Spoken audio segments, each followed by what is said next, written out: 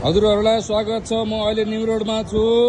New रोडमा चाहिँ अहिले यो भर्खरै यो चौडा बनाएको सडकको किनारमा चाहिँ ढल भरिएर चाहिँ यसरी चाहिँ सबै बाहिर आइरहेको अवस्था छ।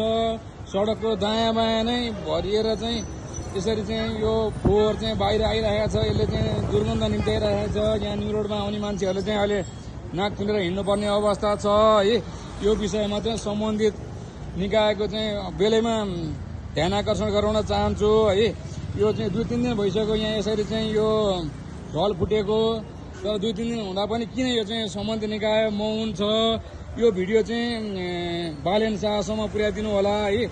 तपाईँ देख्न सक्नुहुन्छ। हेर्नुहोस् यसरी चाहिँ तपाईँको चाहिँ फोहोरहरू निस्किरहेको छ।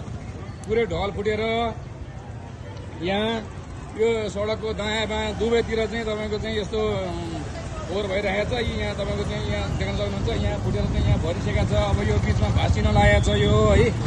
यो यहाँ चाहिँ तपाईँको चाहिँ यो पुरै हल्लिसकेको छ यो है। यो पुरै अब भाँसिन खोजिरहेको छ। यो चाहिँ सम्बन्धित निकायको चाहिँ एकदमै ध्यान आकर्षण गराउन चाहन्छु म है। दायाँ बायाँ नै तपाईँको चाहिँ यो यसरी यहाँबाट यसरी निस्किरहेको छ। ढल जाम भएर यो ढल चाहिँ बेलैमा चाहिँ खुलोस् है।